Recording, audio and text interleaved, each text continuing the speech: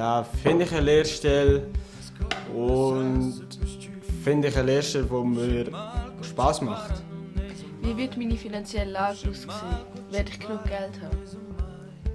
Werde ich meinen Schulabschluss schaffen? Was werden meine Kollegen machen? Werde ich sie noch sehen?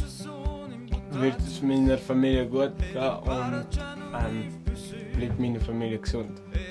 Wird mir die Schnupperlehre etwas helfen, eine Lehrstelle zu kriegen? Mich stresst es, wenn die erwachsenen Personen mir viele Fragen stellen.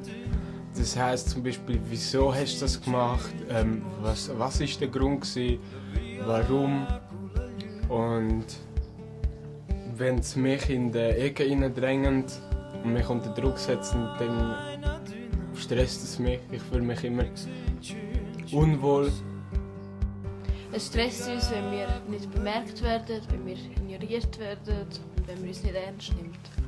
Es stresst uns, wenn wir jeden Tag erleben, wie wir aufs Neue fertig gemacht werden. Mich stresst wegen, wir haben fast nicht mehr keine Zeit mehr und es sind einfach zu viele im Alltag.